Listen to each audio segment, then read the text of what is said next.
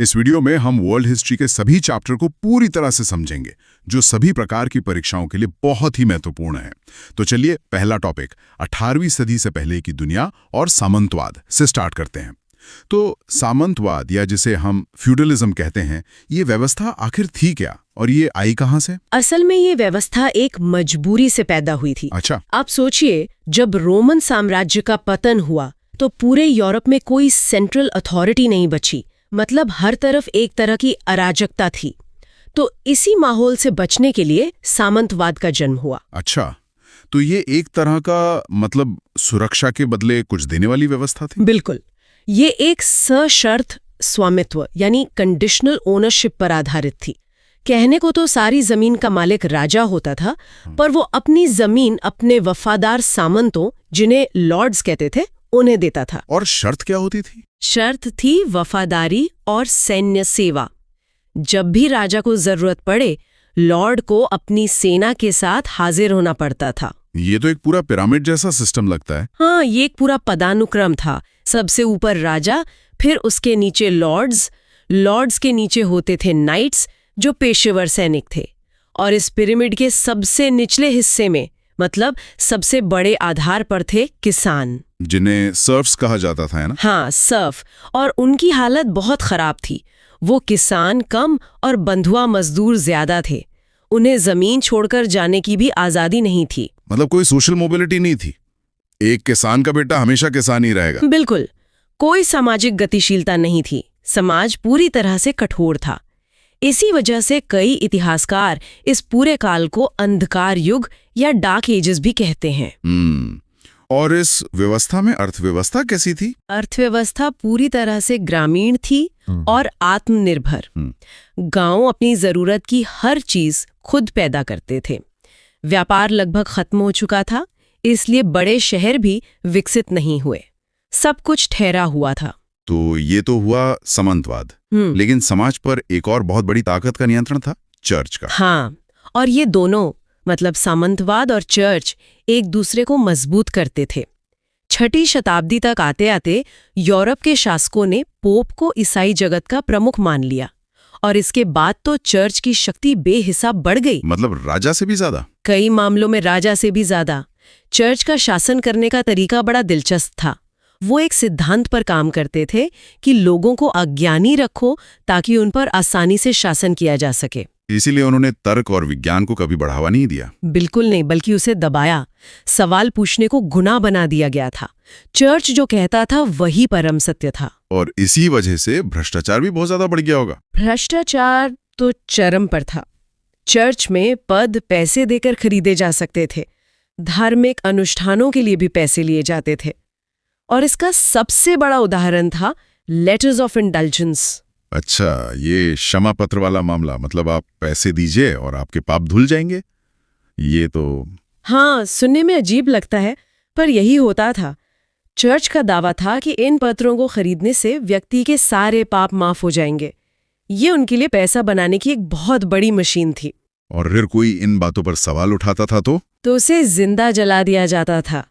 डर बनाए रखने के लिए समाज में चुड़ैलों और दूसरे अंधविश्वासों को भी खूब बढ़ावा दिया गया। तो एक तरफ सामंतों का शारीरिक नियंत्रण और दूसरी तरफ चर्च का मानसिक, एक परफेक्ट जेल की तरह। सही कहा।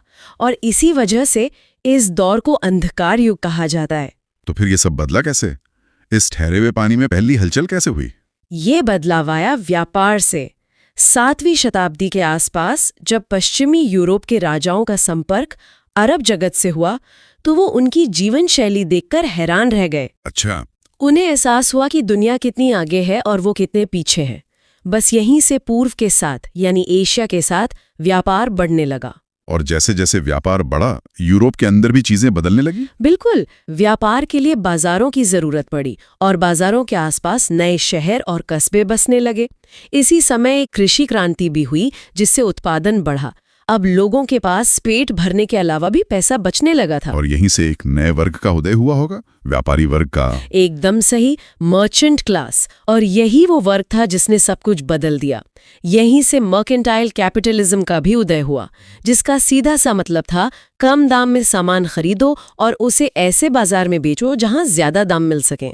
तो मतलब अब अर्थव्यवस्था का आधार जमीन नहीं बल्कि पैसा बन रहा था। हाँ, और जैसे ही अर्थव्यवस्था मुद्रा आधारित हुई, जमीन का महत्व अपने आप कम हो गया। तो इसका सीधा असर सामंतवाद पर पड़ा होगा। पूरी तरह से सामंतवाद की तो पूरी व्यवस्था ही जमीन पर टिकी थी। जब पैसा ज्यादा महत्वपूर्ण हो गया तो सामंतों की शक्ति खत्म होने लगी। तो इस तरह सामंतवाद का ढांचा टूटने लगा। हाँ, और इसी के साथ चर्च की पकड़ भी कमजोर होने लगी, क्योंकि ये जो नया व्यापारी वर्ग था, ये पढ़ा लिखा था, ये चर्च की अंधविश्वासी बातों को आसानी से मानने वाला नहीं था। और यहीं से पुनर्जागरण और धर्म सुधार जैसे आंदोलनों की जमीन तैयार हुई। बिल्कुल, इन्हीं विचारकों ने चर्च की सत्ता पर सीधा हमला किया। लोगों ने सवाल पूछना शुरू कर दिया। ये एक तरह की बौद्धिक क्रांति थी। तो हम कह सकते हैं कि 18वीं सदी आते आते सामंतवाद और चर्च का वो जो दोहरा शिकंजा था वो काफी हद तक टूट चुका था। हाँ, वो बहुत कमजोर हो चुका था। और इसी बदली हुई जमीन पर अमेरिकी क्रांति और दूसरी बड़ी घटनाओं की नींव रखी गई। पुरानी व्यवस्था खत्म हो रही थी और एक नई दुनिया जन्म ले रही थी। चलिए अब अगला अध्याय देखते हैं, विश्व इतिहास में पुनर्जागरण और धर्म सुधार। हम सीधे मुद्दे पर आते हैं। मेरा पहला सवाल है कि 6वीं से 14वीं सदी तक का जो यूरोपीय काल था, उसे अंधकार युग या डार्क एजेस क्यों कहते हैं? देखिए, उसे अंधकार युग कहने की एक बहुत बड़ी वजह है। उस दौरान सामंतवाद मतलब फ्यूडलिज्म अपने चरम पर था। अच्छा। और उससे भी ज्यादा चर्च का समाज पर इतना ज्यादा दबदबा था कि मानवीय तर्क और अधिकारों पर कोई ध्यान ही नहीं था। मतलब शक्ति किसी एक के हाथ में नहीं नहीं, थी। बिल्कुल नहीं। शक्ति पूरी तरह विकेंद्रीकृत थी। वो सामंती प्रभुओं मतलब फ्यूडल लॉर्ड्स और चर्च के हाथों में बटी हुई थी। तो इस अंधकार के बाद कह सकते हैं उजाला कैसे हुआ? ये पुनर्जागरण या रिनेसा, इसका असल मतलब क्या है? रिनेसा का शाब्दिक अर्थ है पुनर्जन्म, रीबर्थ। पुनर्जन्म। हाँ, ये वो दौर था जब यूरोप एक तरह से अंधकार युग की गहरी नींद से जागा। इसका मुख्य उद्देश्य था 6वीं सदी से पहले का जो प्राचीन ग्रीक और रोमन ज्ञान था, जो कला और संस्कृति थी, उसे फिर से जीवित करना। तो ये आंदोलन कब और कहाँ शुरू हुआ? इसकी शुरुआत हुई 14वीं सदी में, इटली से। इटली से ही क्यों? क्योंकि इटली उस समय व्यापार का एक बहुत बड़ा केंद्र था, तो नए विचार, नया पैसा सब वहीं आ रहा था। यह आंदोलन वहां से शुरू होकर 17वीं सदी तक पूरे यूरोप में फैल गया।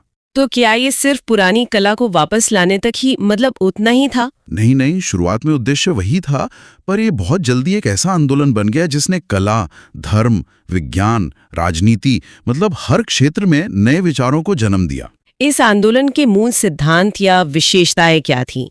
मतलब परीक्षा के दृष्टिकोण से क्या याद रखना जरूरी है? देखिए, सबसे पहला और सबसे जरूरी था मानववाद, ह्यूमैनिटिज्म। मानववाद। प्रकृति को समझना शुरू किया। ये तो बहुत बड़ा बदलाव था। इसका मतलब अंधविश्वासों को भी चुनौती दी गई होगी। बिल्कुल। यहीं से दूसरी विशेषता आती है तर्कसंगत सोच, रैशनल थिंकिंग। लोगों ने सवाल करना शुरू किया। वो कहने लगे कि हम उसी पर विश्वास करेंगे जो हम देख सकते हैं, जिसे हम साबित कर सकते हैं। और मुझे लगता है भाषा का भी इसमें कोई रोल रहा होगा। बहुत बड़ा रोल। पहले जो भी पवित्र ग्रंथ थे वो सब लैटिन में थे, जिसे कुछ ही लोग समझ पाते थे। हाँ, सिर्फ पादरी वर्ग। रेनेसा के दौरान इन ग्रंथों का स्थानीय भाषाओं में अनुवाद किया गया ताकि आम लोग भी उन्हें पढ़ और समझ सकें। सही कहा। और जब लोगों ने खुद पढ़ा तो उनकी सोच बदली। और कला में इसका क्या असर दिखा? जैसे आपने लियोनार्डो दा विंची और माइकल एंजेलो का जिक्र किया। हाँ, तो कला में पहले सिर्फ धार्मिक विषय होते थे, स्वर्ग, नरक, संत। इन कलाकारों ने उसकी जगह मानव रूपों और प्रकृति को अपनी कला का केंद्र बनाया। अच्छा, मतलब अब राजनीति को भी धर्म से अलग करने की बात होने लगी। हाँ, धर्मनिरपेक्षता की शुरुआत, सेक्युलरिज्म। ये विचार सामने आया कि राज्य चर्च से ऊपर है, उसके अधीन नहीं। और एक और चीज, भाग्यवाद का विरोध। मतलब किस्मत में जो लिखा है उसे मानने से इनकार। बिल्कुल, ये विचार खारिज कर दिया गया। इसकी जगह कर्म और प्रयास के महत्व पर जोर दिया गया। तो इस पूरे आंदोलन का यूरोप पर एक स्थायी प्रभाव क्या पड़ा? सबसे बड़ा प्रभाव तो ये हुआ कि चर्च का दबदबा धीरे धीरे कम होने लगा। और कला संस्कृति में? उसमें धार्मिक प्रतीकों को भी मानवीय रूप में देखा जाने लगा। और मैकियावेली जैसे विचारकों ने राज्य यानी स्टेट की अवधारणा दी, जिसमें राज्य को ही सर्वोच्च माना गया। तो इसने आगे के लिए रास्ता तैयार किया। हाँ, इसने दो और बहुत बड़े आंदोलनों को जन्म दिया। एक वैज्ञानिक क्रांति और दूसरा धर्म सुधार, रिफॉर्मेशन। तो चलिए पहले वैज्ञानिक क्रांति पर बात करते हैं। वैज्ञानिक क्रांति ने उसने तर्क और तर्कवाद पर और भी ज्यादा ध्यान दिया। इसने चर्च द्वारा दिए गए ब्रह्मांड के जो सिद्धांत थे उन्हें सीधे सीधे खारिज कर दिया। जैसे कि पृथ्वी ब्रह्मांड का केंद्र है। हाँ बिल्कुल, उस थ्योरी को। इसमें मुख्य योगदान किसका था? इसकी शुरुआत मानी जाती है निकोलस कोपर्निकस की सूर्य केंद्रित थ्योरी से, हेलियोसेंट्रिक थ्योरी। कि सूर्य केंद्र में है, पृथ्वी नहीं। जी। बाद में केपलर ने गणित की मदद से ग्रहों की गति को समझाया और फिर न्यूटन आए जिन्होंने गुरुत्वाकर्षण की नियम की खोज की। और इस वैज्ञानिक सोच का अगला कदम क्या था? मतलब इसका सामाजिक असर क्या हुआ? वैज्ञानिक क्रांति ने ज्ञानोदय यानी एनलाइटनमेंट को जन्म दिया। ज्ञानोदय? हाँ, ज्ञानोदय के 3 मुख्य विचार थे। स्वशासन मतलब सेल्फ रूल, ठीक है, बुनियादी मानवाधिकार बेसिक ह्यूमन राइट्स, और लोकतंत्र। और इन्हीं विचारों ने फिर 18वीं सदी में अमेरिकी और फ्रांसीसी क्रांतियों की नींव रखी होगी। आपने बिल्कुल सही जोड़ा है, उन्हीं की नींव रखी। और दूसरा उपउत्पाद था धर्म सुधार। ये क्या था? ये 16वीं सदी में कैथोलिक चर्च के प्रभुत्व के खिलाफ एक सीधा विरोध था। इसे प्रोटेस्टेंट सुधार भी कहते हैं ना? हाँ बिल्कुल। तो इसमें क्या हुआ?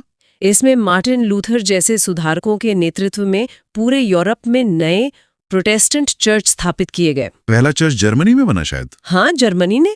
और वहां के राजाओं ने इसका पूरा समर्थन किया। क्यों? क्योंकि वो चर्च से सत्ता अपने हाथों में लेना चाहते थे। बिल्कुल, ये उनके लिए एक बड़ा राजनीतिक मौका था। तो इन प्रोटेस्टेंट चर्चों में अलग क्या था? सबसे बड़ा अंतर था भाषा का।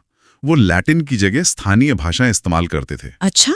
तो जब आम लोग अपनी भाषा में चर्च में बात करने लगे, प्रार्थना करने लगे, तो उनमें एक एकता, एक अपनेपन की भावना पैदा हुई। और यहीं से यूरोप में राष्ट्रवाद यानी नेशनलिज्म का बीज पड़ा। सही पकड़ा आपने, यहीं से इसकी शुरुआत हुई। इस विरोध पर कैथोलिक चर्च की क्या प्रतिक्रिया थी? वो चुप तो नहीं बैठे होंगे? बिल्कुल नहीं। उन्होंने प्रति धर्म सुधार यानी काउंटर रिफॉर्मेशन शुरू किया। उसमें क्या किया उन्होंने? सोल्जर्स ऑफ जीसस जैसे संगठन बनाए गए ताकि अनुयायियों को वापस कैथोलिक चर्च में लाया जा सके। और इसका अंतिम परिणाम क्या हुआ? इसका परिणाम बहुत भयानक हुआ। यूरोप में भयानक धार्मिक युद्ध हुए कैथोलिक और प्रोटेस्टेंट के बीच। लाखों लोग मारे गए। इन युद्धों से बचने के लिए मैंने पढ़ा है बड़ी संख्या में प्रोटेस्टेंट उत्तरी अमेरिका चले गए, यूएसए। हाँ, ये बहुत जरूरी पॉइंट है। वो लोग वहां चले गए और इन्हीं लोगों ने बाद में प्रतिनिधित्व और अधिकारों के लिए ब्रिटिश शासन के खिलाफ अमेरिकी क्रांति में महत्वपूर्ण भूमिका निभाई। बिल्कुल। तो अगर हम संक्षेप में देखें तो पुनर्जागरण, वैज्ञानिक क्रांति और धर्म सुधार, इन सब ने मिलकर उस नींव को तैयार किया जिस पर 18वीं सदी की आधुनिक दुनिया का निर्माण हुआ। बिल्कुल। अंधकार युग के सामंतवाद और चर्च के प्रभुत्व को इन्हीं आंदोलनों ने चुनौती दी और उसी से तर्क, मानवाधिकार और राष्ट्रवाद जैसे आधुनिक विचार पैदा हुए। अब अगला चैप्टर देखते हैं, अमेरिकी क्रांति। हाँ, तो ये एक ऐसा ऐतिहासिक इवेंट था जिसने पूरी दुनिया को बदल कर रख दिया। सही बात है। यहाँ यूरोपीय लोगों के खिलाफ लड़ रहे थे। बिल्कुल, जो समय के साथ अमेरिकी बन गए थे और फिर उन्होंने यूरोपियों से ही अपनी आजादी छीनी। हाँ, और इसी क्रांति के बाद आज के मॉडर्न स्टेट की नींव पड़ी, जैसे मानवाधिकार, फेडरलिज्म और फ्री स्पीच यानी बोलने की आजादी। तो चलिए समझते हैं कि ये सब कैसे हुआ। देखिए, इसकी शुरुआत होती है क्रिस्टोफर कोलंबस से। वो निकले तो थे भारत और एशिया का समुद्री रास्ता खोजने, लेकिन गलती से उत्तरी अमेरिका पहुंच गए और उन्होंने इस नई जमीन को नाम दिया डिस्कवरी ऑफ न्यू वर्ल्ड। लेकिन ये कहना कि उन्होंने एक नई जमीन खोजी, ये पूरी तरह से सही नहीं है। हाँ, सही बात है। अमेरिका तो पहले से ही था, वहां मूल निवासी रहते थे। जी, जिन्हें रेड इंडियंस कहा जाता था। कोलंबस को तो यही लगा था कि वो इंडिया पहुंच गए हैं, इसीलिए उन्होंने वहां के लोगों को इंडियंस कह दिया। अच्छा। तो जब यूरोप को इस नई जमीन के बारे में पता चला तो ब्रिटेन से लोग वहां जाकर बसने लगे और उन्होंने मूल निवासियों को उनकी जमीन से हटा दिया होगा। हाँ, उन्हें बेदखल कर दिया और धीरे धीरे वहां यूरोपीय लोगों की बस्तियां मतलब कॉलोनीज बनने लगी। और जब क्रांति हुई तब तक ऐसी 13 कॉलोनीज बन चुकी थी। जी, और इन्हीं 13 कॉलोनीज ने मिलकर ब्रिटेन के खिलाफ विद्रोह किया था। एक जरूरी फैक्ट ये भी है कि सबसे आखिर में जो कॉलोनी बनी वो जॉर्जिया थी 1732 में। हाँ, और फिर इन कॉलोनीज ने 1776 में खुद को आजाद घोषित कर दिया। युद्ध चला 1775 से 1783 तक, और फिर ट्रीटी ऑफ पेरिस साइन हुई। जिससे अमेरिका आधिकारिक तौर पर आजाद हो गया। तो किसी भी क्रांति को समझने के लिए उसके कारण जानने जरूरी हैं। अमेरिकी क्रांति के 3 मुख्य कारण थे, है ना? राजनीतिक, सामाजिक और आर्थिक। हाँ, राजनीतिक कारणों की बात करें तो उस समय अमेरिका का पूरा पॉलिटिकल कंट्रोल ब्रिटेन के हाथ में था। सबसे ऊंचा पद गवर्नर का होता था और उसे ब्रिटेन से अपॉइंट किया जाता था। तो जो पहली पीढ़ी के लोग यूरोप से अमेरिका आए, उन्हें इससे कोई खास दिक्कत नहीं थी। लेकिन उनकी अगली पीढ़ियों के अंदर ये भावना आने लगी कि भाई हम तो अमेरिकन हैं, तो हम पर ब्रिटेन शासन क्यों कर रहा है। और यहीं से वो आजादी बनाम साम्राज्यवाद का संघर्ष शुरू हुआ। बिल्कुल। अब आते हैं सामाजिक कारणों पर।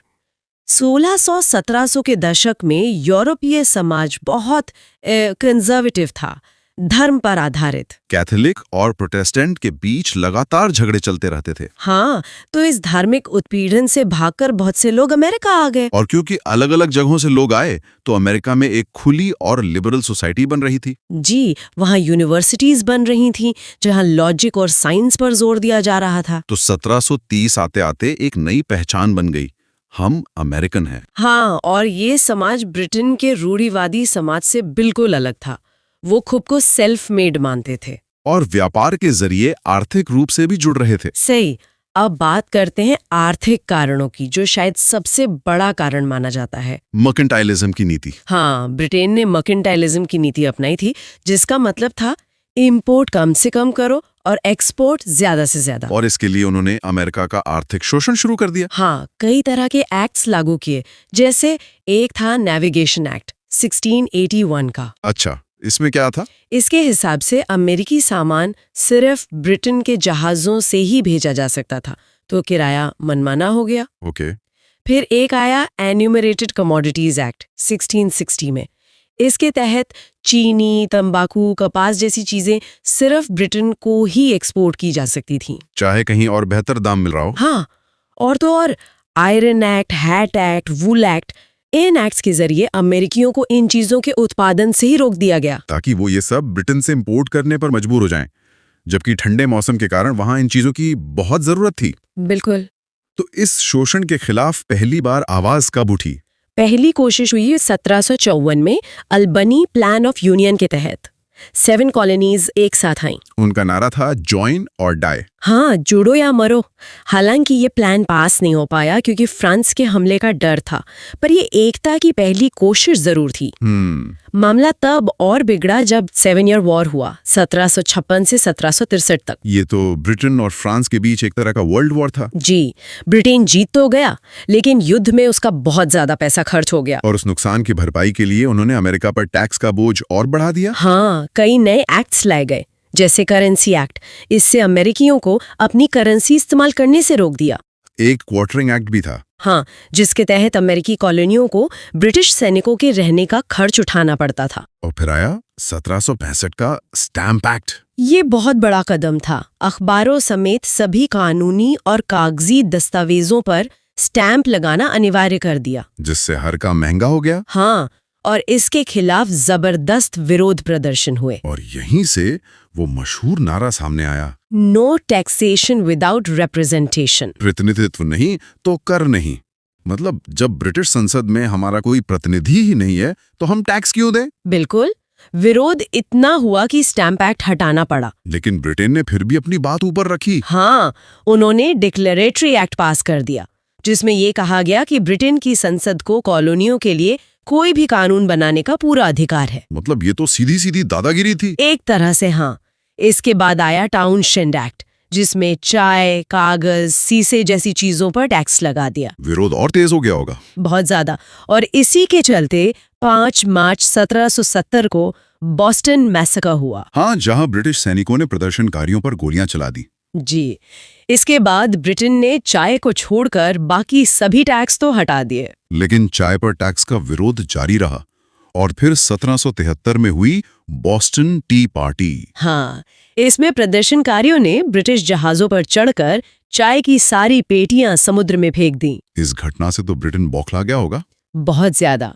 और उन्होंने 1774 में इनटॉलरेबल एक्ट्स पास किए, मतलब असहनीय कानून। इसके तहत बॉस्टन का बंदरगाह बंद कर दिया गया और किसी भी तरह की राजनीतिक मीटिंग पर भी रोक लगा दी गई। इस दमनकारी कानून के जवाब में ही फिर 1774 में 12 कॉलोनीज ने मिलकर फर्स्ट कॉन्टिनेंटल कांग्रेस का आयोजन किया। हाँ, और ब्रिटेन का विरोध करने का फैसला किया और ब्रिटेन ने इसे बगावत माना और युद्ध की घोषणा कर दी। अमेरिकी सेना का नेतृत्व किया जॉर्ज वॉशिंगटन ने और ब्रिटिश सेना का लॉर्ड कॉर्नवालिस ने। फ्रांस और स्पेन ने भी अमेरिका का साथ दिया था। हाँ, ब्रिटेन से अपनी पुरानी दुश्मनी के कारण। आखिर में 1781 में यॉर्कटाउन में लॉर्ड कॉर्नवालिस ने सरेंडर कर दिया। और फिर 1783 में ट्रीटी ऑफ पेरिस साइन हुई और अमेरिका को एक आजाद देश घोषित कर दिया गया। इस क्रांति का महत्व ये था कि जब दुनिया के ज्यादातर देशों में राजशाही थी, मोनार्की थी, तब अमेरिका में एक लोकतांत्रिक और गणतांत्रिक व्यवस्था स्थापित हुई। हाँ, रिपब्लिक, मतलब देश का प्रमुख वंशानुगत नहीं होगा। और यहीं से मानवाधिकार, बोलने की आजादी और संघवाद जैसे सिद्धांतों की शुरुआत हुई, जो आज मॉडर्न स्टेट्स की रीढ़ है। तो चलिए अब अगला चैप्टर देखते हैं, अमेरिकी गृह युद्ध। जी, गृह युद्ध, जिसे इंट्रा स्टेट वॉर भी कहते हैं, मतलब किसी देश के भीतर का ही संघर्ष। और ये चला था 1861 से 1865 तक, सही है? बिल्कुल। ये लड़ाई थी अमेरिका के उत्तरी राज्यों, जिन्हें हम यूनियन कहते हैं, और दक्षिणी राज्यों के बीच। हाँ, और युद्ध के दौरान वो जो 11 दक्षिणी राज्य थे, वो तो यूनियन से अलग हो गए थे। जी, उन्होंने अपना एक अलग संगठन बना लिया था, कॉन्फेडरेशन। और इस युद्ध में नुकसान बहुत हुआ था। बहुत ज्यादा। आप अंदाजा लगाइए, लगभग 6,20,000 लोगों की जानें गईं। बाप रे! तो इसके कारण क्या थे? मतलब इतनी बड़ी लड़ाई की नौबत क्यों आई? देखिए, इसका सबसे पहला और शायद सबसे बड़ा कारण था आर्थिक असमानता। आर्थिक असमानता किस तरह की? 1850 के दशक में, मतलब औद्योगिक क्रांति तेजी से बढ़ रही थी, लेकिन इसका जो फायदा था वो ज्यादातर उत्तरी राज्यों को ही मिल रहा था। अच्छा। उत्तर में इंडस्ट्री, फैक्ट्री, मैन्युफैक्चरिंग, इन सब पर जोर था। और दक्षिणी राज्य? वो पूरी तरह से कृषि पर ही निर्भर रहे।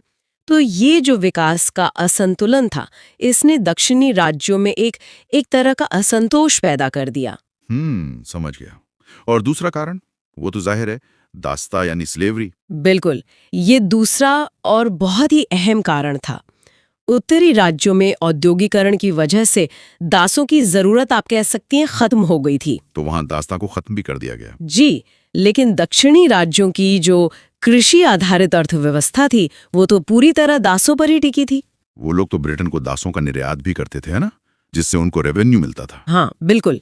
तो जब उत्तरी राज्यों ने ये कहना शुरू किया कि पूरे देश से दास्ता खत्म होनी चाहिए, तो दक्षिणी राज्यों को डर लगने लगा। उन्हें लगा कि उनकी पूरी अर्थव्यवस्था ही ठप हो जाएगी। सही बात। और इसी डर के बीच तीसरा कारण सामने आया, अब्राहम लिंकन का चुनाव। एग्जैक्टली 1860 में रिपब्लिकन पार्टी के अब्राहम लिंकन ने राष्ट्रपति का चुनाव लड़ा और उनका घोषणा पत्र साफ था कि अगर वो जीते तो पूरे अमेरिका से दास्ता को समाप्त कर देंगे। जी। और जैसे ही वो जीते, दक्षिणी राज्यों का डर हकीकत में बदलने लगा और उन्होंने यूनियन से अलग होने का फैसला कर लिया। बिल्कुल। जैसे ही 1860 में लिंकन चुनाव जीते, दक्षिणी राज्यों ने तुरंत कन्फेडरेशन बनाया और अलग होने की घोषणा कर दी। युद्ध की शुरुआत कैसे हुई? युद्ध तब शुरू हुआ जब कन्फेडरेशन की सेना ने फोर्ट समटर पर हमला कर दिया। लेकिन शुरुआत में तो सबको लगा होगा कि नॉर्थ, मतलब यूनियन, आराम से जीत जाएगा। वो मजबूत थे, उनके पास इंडस्ट्री थी। यही सबने सोचा था, क्योंकि उत्तरी राज्य औद्योगिक और सैन्य रूप से काफी मजबूत थे, जबकि दक्षिणी राज्य वो तो सिर्फ कृषि पर निर्भर थे। पर ऐसा हुआ नहीं। 1861 में बैटल ऑफ बुल रन हुई और उसमें कन्फेडरेशन की सेना ने यूनियन की सेना को हरा दिया। अच्छा। हाँ, इस हार ने ये साफ कर दिया कि ये लड़ाई लंबी चलने वाली है। इसके बाद फिर 1 साल बाद 1862 में बैटल ऑफ एंटीटम हुई। उसका कोई खास नतीजा नहीं निकला। तो फिर टर्निंग पॉइंट क्या था? युद्ध का रुख कैसे बदला? युद्ध का सबसे बड़ा टर्निंग पॉइंट था लिंकन का एमेंसिपेशन प्रोक्लेमेशन, मुक्ति उद्घोषणा। जी, इसके तहत लिंकन ने एक बहुत बड़ी घोषणा की। उन्होंने कहा कि दक्षिणी राज्यों में रहने वाले सभी दास अब आजाद हैं। और वो चाहे तो यूनियन की सेना या नौसेना में शामिल हो सकते हैं। बिल्कुल। और इस घोषणा ने सब कुछ बदल दिया। कैसे? बड़ी संख्या में दास दक्षिणी राज्यों को छोड़ने लगे, वो यूनियन की सेना में शामिल होने लगे। इससे युद्ध का जो पलड़ा था वो पूरी तरह से यूनियन की तरफ झुक गया। तो ये एक मास्टर स्ट्रोक था। हाँ, एक तरह से। इसके बाद 1863 में हुई बैटल ऑफ गेटिसबर्ग। इसमें तो कन्फेडरेशन की बहुत बुरी हार हुई थी। बहुत बुरी तरह से। ये युद्ध का एक और निर्णायक मोड़ साबित हुआ। और फिर अंत में 1865 में युद्ध खत्म हो गया। जी, वर्जीनिया के एपोमाटॉक्स कोर्ट हाउस में कन्फेडरेशन के जनरल रॉबर्ट ई ली ने यूनियन की सेना के सामने आत्मसमर्पण कर दिया। और गृह युद्ध समाप्त हुआ। हाँ। तो इस युद्ध के परिणाम क्या हुए? मतलब इसका असर क्या पड़ा अमेरिका पे? इसके कई दूरगामी परिणाम हुए। सबसे पहला और सबसे बड़ा तो यही था कि पूरे अमेरिका से दास्ता को हमेशा के लिए समाप्त कर दिया गया। ये तो होना ही था। और दूसरा ये कि औद्योगिक क्रांति का विकास जो अब तक सिर्फ उत्तर में था वो दक्षिणी राज्यों तक भी पहुंचा। अच्छा, तो इससे वो जो आर्थिक असमानता थी वो खत्म होने लगी। जी, धीरे धीरे। और तीसरा परिणाम मुझे लगता है वो सैन्य शक्ति से जुड़ा है। बिल्कुल सही। युद्ध के दौरान हथियारों और उपकरणों की जरूरत को पूरा करने के लिए अमेरिका में बड़े पैमाने पर इंडस्ट्रीज लगाई गईं। और इसी औद्योगिक और सैन्य शक्ति ने अमेरिका को आगे चलकर मदद की। हाँ, प्रथम और द्वितीय विश्व युद्ध में एक निर्णायक भूमिका निभाने में इसी शक्ति ने मदद की और अमेरिका एक सुपर पावर के रूप में स्थापित हुआ। और चौथा और शायद सबसे महत्वपूर्ण परिणाम ये था। वो क्या? इस युद्ध ने उस बहस को हमेशा के लिए खत्म कर दिया कि क्या राज्य यूनियन से अलग हो सकते हैं। मतलब ये तय हो गया कि अमेरिकी यूनियन अविनाशी है। बिल्कुल, उसे तोड़ा नहीं जा सकता। और राज्यों का क्या? साथ ही ये भी स्थापित हुआ कि अमेरिका में राज्य भी अविनाशी हैं। इसका मतलब ये कि यूनियन सरकार राज्यों की सीमाओं को नहीं बदल सकती, जैसा कि उदाहरण के लिए भारत में संभव है। तो चलिए अब अगला चैप्टर देखते हैं, फ्रांसीसी क्रांति। देखिए, अक्सर हम सोचते हैं कि क्रांतियां बस इतनी सी बात होती हैं कि जनता राजा से तंग आ गई और उसे गद्दी से उतार दिया। लेकिन फ्रांसीसी क्रांति ये इससे कहीं ज्यादा जटिल थी। ये एक घटना नहीं बल्कि घटनाओं की एक पूरी श्रृंखला थी। बिल्कुल सही कहा आपने। ये कोई सीधी लाइन में नहीं चली। पहले राजशाही को सीमित करने के लिए नेशनल असेंबली बनी, फिर उससे हटाकर मतलब गणतंत्र बनाने वाला नेशनल कन्वेंशन आया। और उसके बाद तो वो आतंक का दौर आया जिसे रेन ऑफ टेरर कहते हैं। जी, फिर एक कमजोर सी डायरेक्टरी ने शासन किया और आखिर में एंट्री हुई एक ऐसे सैनिक की जिसने पूरे यूरोप का नक्शा ही बदल दिया, नेपोलियन बोनापार्ट। और इसी 10 साल के उथल-पुथल ने दुनिया को समानता, स्वतंत्रता और बंधुत्व जैसे विचार दिए हैं, है ना, जो आज हमारे संविधानों की नींव है। तो फिर सवाल ये उठता है कि फ्रांस में हालात इतने विस्फोटक हुए कैसे? चलिए इसके कारणों की गहराई में उतरते हैं। किसी भी बड़े बदलाव की जड़ें समाज में होती हैं। तो सबसे पहले बात करते हैं उस समय के फ्रांसीसी समाज की। ये कैसा दिखता था? मतलब इसमें कौन लोग थे? तो देखिए, 18वीं सदी का फ्रांसीसी समाज एक पिरामिड की तरह था। ये 3 हिस्सों में बटा था जिन्हें एस्टेट कहा जाता था। 3 एस्टेट? हाँ, सबसे ऊपर पहला एस्टेट यानी चर्च के पादरी, उनके नीचे दूसरा एस्टेट जिसमें सारे कुलीन लोग, जमींदार और वो राज दरबार के बड़े अधिकारी थे। और फिर था तीसरा एस्टेट जिसमें बाकी सब आ गए। हाँ, बाकी सब। और सबसे मेरा मतलब है फ्रांस की लगभग 98% आबादी। 98%? जी, इसमें भी बहुत विविधता थी। एक तरफ थे पढ़े लिखे अमीर व्यापारी और वकील जिन्हें बोर्गीज कहते थे, और दूसरी तरफ थे किसान, मजदूर, कारीगर यानी आम जनता। ये तो अविश्वसनीय है। मतलब देश की 98% आबादी एक तरफ और मुट्ठी भर 2% लोग दूसरी तरफ। और सारी जमीन, सारा पैसा, सारे अधिकार उन्हीं 2% के पास थे। और यही सबसे बड़ी समस्या थी।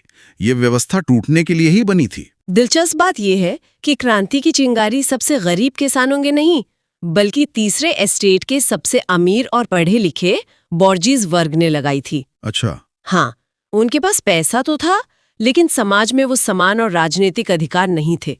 वो दूसरे स्टेट के कुलीनों जैसी इज्जत चाहते थे।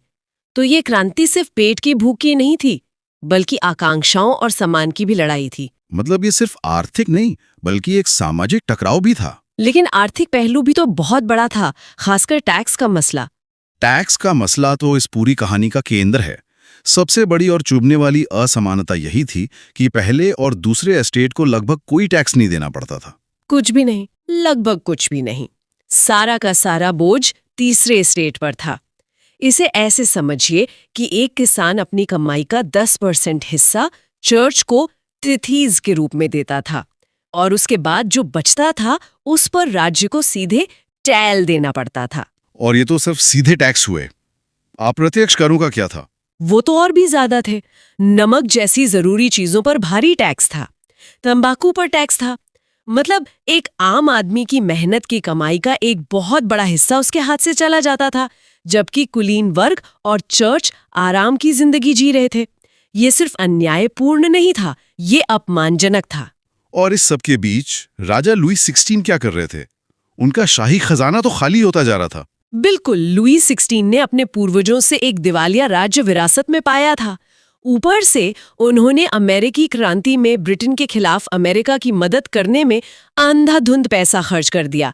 इससे फ्रांस पर कर्ज और बढ़ गया और रही सही कसर वर्साई के महल में होने वाली शाही फिजूल खर्ची ने पूरी कर दी। तो जब खजाना खाली हो गया तो राजा ने और टैक्स लगाने का सोचा होगा। हाँ, और यहीं से संकट और गहरा गया। उनके एक मंत्री ने एक बहुत क्रांतिकारी सुझाव दिया कि अब पहले और दूसरे एस्टेट पर भी टैक्स लगाया जाए। और वो लोग तो कभी नहीं माने होंगे। बिल्कुल नहीं।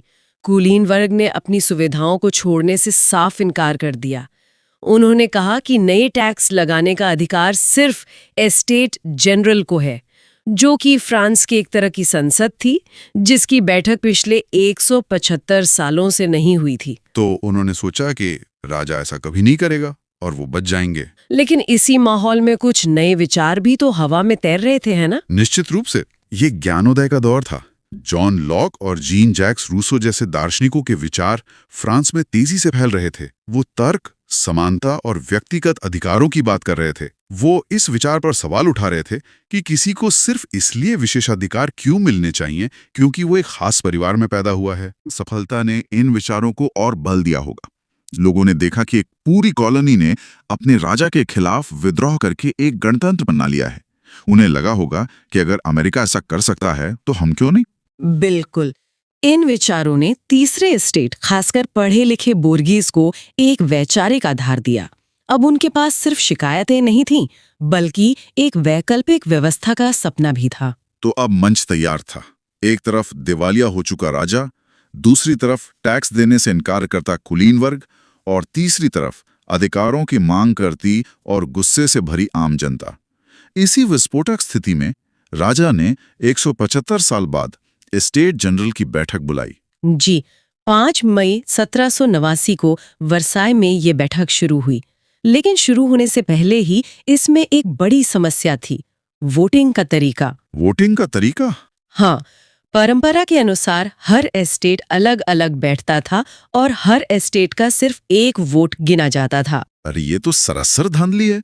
इसका मतलब तो ये हुआ कि पहला और दूसरा एस्टेट हमेशा हाथ मिला लेंगे और उनके 2 वोट तीसरे एस्टेट के 1 वोट पर हमेशा भारी पड़ेंगे। मतलब तीसरे एस्टेट की आवाज का कोई मतलब ही नहीं रहा। तीसरे एस्टेट ने यही कहा। उन्होंने मांग की कि तीनों एस्टेट को एक साथ बैठाया जाए और हर सदस्य को 1 वोट देने का अधिकार हो। जब राजा ने उनकी ये बात नहीं मानी तो तीसरे एस्टेट के प्रतिनिधियों ने बैठक का बहिष्कार कर दिया। और फिर उन्होंने वो किया जो फ्रांसीसी इतिहास का एक महत्वपूर्ण मोड़ बन गया। जी, 20 जून को ये सभी प्रतिनिधि पास के एक इंडो टेनिस कोर्ट में इकट्ठा हुए। वहां उन्होंने शपथ ली कि वे तब तक यहाँ से नहीं हटेंगे जब तक फ्रांस के लिए एक नया संविधान नहीं बना लेते जो राजा की शक्तियों को सीमित करें। इतिहास में इसे टेनिस कोर्ट की शपथ के नाम से जाना जाता है। ये एक क्रांतिकारी कदम था। पहली बार जनता के प्रतिनिधियों ने खुद को राष्ट्र की आवाज यानी नेशनल असेंबली घोषित कर दिया था। जब राजा ने ये सब देखा तो उसने जरूर सेना को इकट्ठा करना शुरू किया होगा। हाँ, राजा ने पेरिस के आसपास सेना तैनात करनी शुरू कर दी। इससे लोगों में अफवाहें फैलने लगीं कि राजा नेशनल असेंबली को भंग करने वाला है। डर और गुस्से का माहौल बन गया।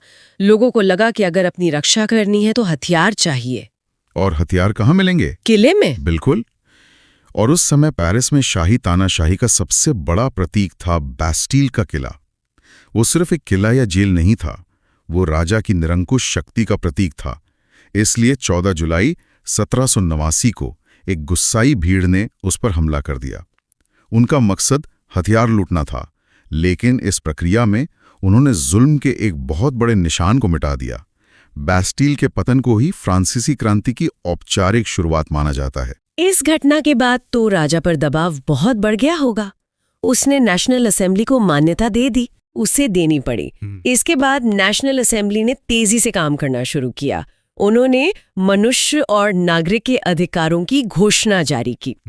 ये एक अद्भुत दस्तावेज था जिसमें कहा गया कि सभी मनुष्य स्वतंत्र और समान पैदा हुए हैं। फिर 1791 में उन्होंने फ्रांस का पहला लिखित संविधान बनाया। तो क्या इसका मतलब है कि राजशाही खत्म हो गई? पूरी तरह से नहीं। इस संविधान ने फ्रांस को एक संवैधानिक राजतंत्र बना दिया। मतलब राजा तो रहेगा, लेकिन उसकी शक्तियां कानून द्वारा सीमित होंगी। सत्ता अब राजा के हाथ से निकलकर नेशनल असेंबली के पास आ गई थी। लेकिन मुझे लगता है क्रांति कभी इतनी सीधी नहीं होती। क्रांतिकारियों के बीच भी तो मतभेद शुरू हो गए होंगे। बिल्कुल, यहीं से क्रांति और ज्यादा जटिल और खूनी होने लगी। क्रांतिकारियों में मोटे तौर पर 2 गुट बन गए। एक थे नरम दल वाले जिरोंडिन, जो संवैधानिक राजतंत्र से खुश थे, लेकिन दूसरा गुट था गरम दल वालों का, जैकोबिन्स, जिनका नेता था मैक्सिमिलियन रॉबस्पेरी। जी, उनका मानना था कि जब तक राजा का अस्तित्व है, क्रांति सुरक्षित नहीं है। वे राजशाही को पूरी तरह खत्म करके एक गणतंत्र बनाना चाहते थे। और धीरे धीरे सत्ता जैकोबिन्स के हाथ में आ गई। हाँ, जब राजा लुई 16 ने देश से भागने की कोशिश की तो लोगों का उस पर से भरोसा पूरी तरह उठ गया। जैकोबिन्स और ज्यादा शक्तिशाली हो गई। उन्होंने नेशनल असेंबली को भंग करके एक नई सभा, नेशनल कन्वेंशन का चुनाव करवाया। इस कन्वेंशन ने आते ही पहला काम ये किया कि राजशाही को खत्म कर दिया और फ्रांस को एक गणतंत्र घोषित कर दिया। और फिर राजा लुई 16 पर देशद्रोह का मुकदमा चलाया गया और जनवरी 1793 में उन्हें गुलिटीन से मृत्युदंड दे दिया गया। एक राजा को उसकी प्रजा द्वारा फांसी देना, ये तो पूरे यूरोप के लिए एक चौंकाने वाली घटना रही होगी। और यहीं से आतंक के राज की शुरुआत होती है ना? हाँ। राजा की मृत्यु के बाद जैकोबिन नेता रॉबस्पेरे के हाथ में असीमित शक्ति आ गई। उसका मानना था कि एक सच्चा गणतंत्र बनाने के लिए आतंक जरूरी है। उसका तर्क था कि क्रांति के दुश्मनों को बेरहमी से कुचल देना चाहिए ताकि सद्गुण का राज स्थापित हो सके। ये तो बहुत खतरनाक सोच है। मतलब एक अच्छे मकसद के लिए बुरे से बुरे रास्ते अपनाए गए। और उसने यही किया। उसने कमिटी ऑफ पब्लिक सेफ्टी बनाई, जिसका काम क्रांति के दुश्मनों को ढूंढना और उन्हें सजा देना था। हजारों लोगों को, जिनमें कुलीन, पादरी और यहाँ तक कि उसके अपने साथी क्रांतिकारी जो उससे सहमत नहीं थे, उन्हें भी गिलोटीन से मौत के घाट उतार दिया गया। तो एक तरफ रॉबस्पेरी ने क्रांति को बचाने के नाम पे हजारों लोगों को मार दिया, लेकिन आखिर में वो खुद ही इसका शिकार हो गया। जी, लोग आतंक से थक चुके थे। रॉबस्पेरे के अपने ही साथियों को डर लगने लगा था कि अगला नंबर उनका हो सकता है। इसीलिए जुलाई 1794 में कन्वेंशन के सदस्यों ने खुद रॉबस्पेरे को गिरफ्तार कर लिया और अगले ही दिन उसे भी उसी गिलोटीन पर चढ़ा दिया गया। आतंक के राज के खत्म होने के बाद क्या हुआ? क्या फ्रांस में स्थिरता आई? नहीं, अभी नहीं। आतंक के बाद एक 5 सदस्यों की कमेटी ने शासन संभाला, जिसे डायरेक्टरी कहा गया, लेकिन ये सरकार बेहद भ्रष्ट और कमजोर थी। फ्रांस में अराजकता का माहौल था। इसी समय फ्रांस की सेनाएं यूरोप में युद्ध लड़ रही थीं और एक युवा प्रतिभाशाली जनरल नेपोलियन बोनापार्ट एक के बाद एक जीत हासिल कर रहा था। वो फ्रांस में एक हीरो बन गया। और थके हुए, अस्थिरता से परेशान देश अक्सर एक मजबूत नेता की तलाश करते हैं। आपने बिल्कुल सही पकड़ा। 1799 में नेपोलियन इटली में युद्ध जीतकर फ्रांस लौटा। उसने देखा कि डायरेक्टरी की सरकार बिल्कुल अलोकप्रिय है। उसने सेना की मदद से तख्ता पलट कर दिया और खुद सत्ता पर काबिज हो गया। इसी घटना के साथ फ्रांसीसी क्रांति के 10 साल के तूफानी दौर का अंत माना जाता है। तो इस पूरी उथल पुथल, इतने खून खराबे का आखिर नतीजा क्या निकला? इसका फ्रांस और दुनिया पर क्या असर पड़ा? इसका असर बहुत गहरा और दूरगामी था। सबसे पहले तो फ्रांस के अंदर वो सदियों पुरानी 3 एस्टेट वाली सामंती व्यवस्था हमेशा के लिए खत्म हो गई। जन के आधार पर मिलने वाले विशेषाधिकार समाप्त कर दिए गए। और राजनीतिक तौर पर इसने राजशाही की जड़ें हिला दी। बिल्कुल, फ्रांस में पूर्ण राजशाही का अंत हो गया। हालांकि बाद में नेपोलियन सम्राट बना और फिर से राजशाही लौटी, लेकिन वो पुरानी वाली बात कभी नहीं रही। क्रांति ने ये विचार स्थापित कर दिया कि सत्ता का स्रोत राजा नहीं, बल्कि देश की जनता है। और इस क्रांति का सबसे बड़ा असर शायद ये था कि इसने राष्ट्र की परिभाषा ही बदल दी। ये सबसे महत्वपूर्ण बिंदु है। पहली बार देश का मतलब राजा या उसका साम्राज्य नहीं, बल्कि वहां रहने वाले नागरिक थे। आज हम जो नागरिकता और नागरिक अधिकारों की बात करते हैं, उसकी आधुनिक जड़ें यही हैं। और फ्रांस की सीमाओं के बाहर स्वतंत्रता, समानता, बंधुत्व का नारा तो पूरी दुनिया में गूंजा। हाँ, ये विचार फ्रांस से निकलकर पूरे यूरोप और फिर दुनिया भर में फैल गए। इसने जर्मनी और इटली जैसी जगहों पर राष्ट्रीय एकीकरण के आंदोलनों को प्रेरित किया। हर वो इंसान जो तानाशाही और असमानता के खिलाफ लड़ रहा था, उसने फ्रांसीसी क्रांति से प्रेरणा ली। तो कुल मिलाकर ये सिर्फ एक देश में सरकार बदलने की कहानी नहीं है, ये आधुनिक दुनिया की शुरुआत की कहानी है। सही कहा। लेकिन इसके साथ एक चेतावनी भी जुड़ी हुई है। फ्रांसीसी क्रांति ने हमें मानवाधिकारों की भाषा दी, लेकिन साथ ही उसने हमें क्रांतिकारी आतंक का खाका भी दिखाया। इसने दिखाया कि कैसे स्वतंत्रता और समानता के महान आदर्शों के नाम पर भयानक अत्याचार किए जा सकते हैं। ये एक बहुत जरूरी बात है। ये क्रांति हमें एक सवाल के साथ छोड़ जाती है कि समाज में बड़े बदलाव लाने की इच्छा और उन बदलावों को हासिल करने के लिए अपनाए गए तरीकों के बीच का संतुलन कैसे बनाया जाए। शायद यही इस क्रांति का सबसे स्थायी सबक है। अब अगला चैप्टर देखते हैं, नेपोलियन बोनापार्ट।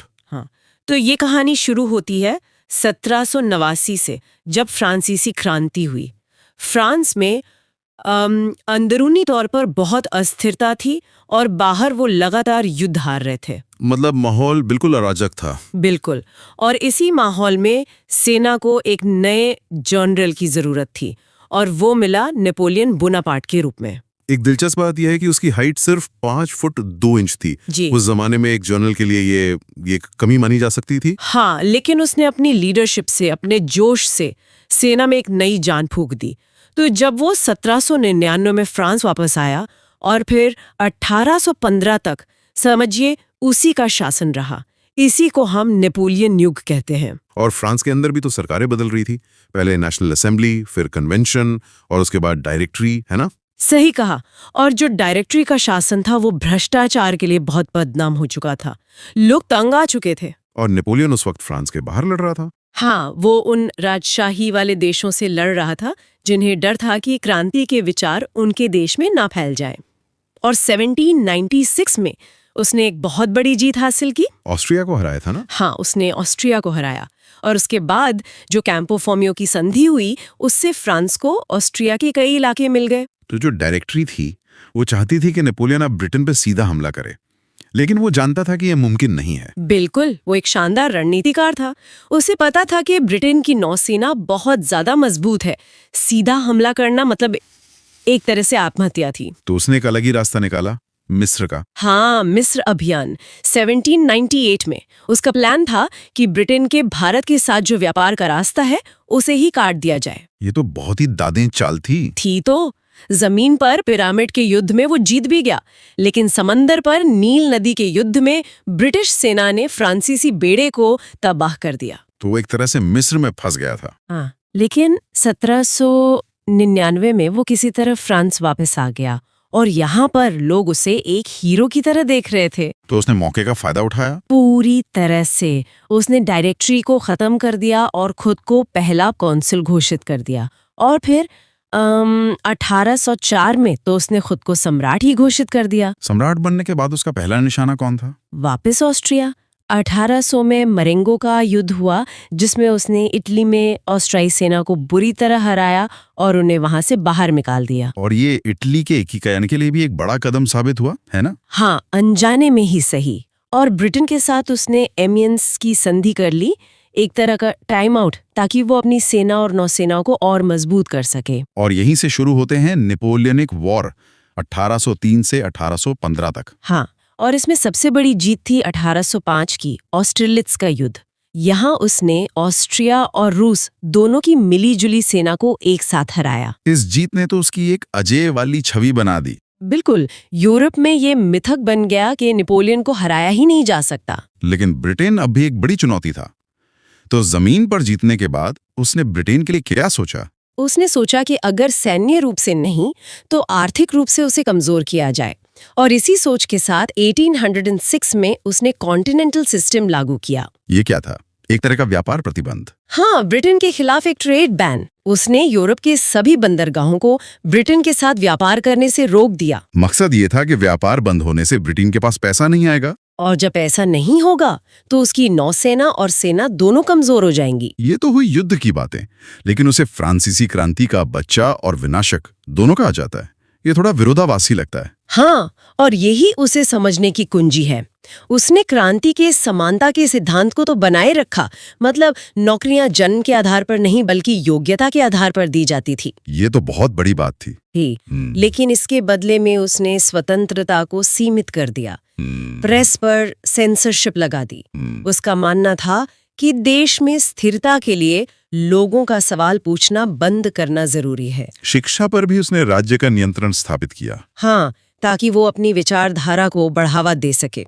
और न्यायिक सुधारों के बारे में क्या? नेपोलियनिक कोड के बारे में बहुत सुना है। वो उसका शायद सबसे बड़ा योगदान था।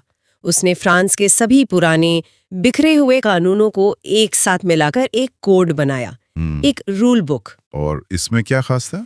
इस कोड ने जन्म के आधार पर मिलने वाले सारे विशेषाधिकार खत्म कर दिए, धार्मिक स्वतंत्रता दी और सरकारी नौकरियां योग्यता के आधार पर तय की। मतलब कानून के सामने सब बराबर। हाँ, उसने आपराधिक, सैन्य और वाणिज्यिक अदालतें भी बनाई। वो कानून द्वारा स्थापित प्रक्रिया का पालन करता था, पर यह जरूरी नहीं था कि कानून हमेशा निष्पक्ष हो। और आर्थिक सुधार? उसने फ्रांस, इटली और जर्मनी के बीच मुक्त व्यापार को बढ़ावा दिया।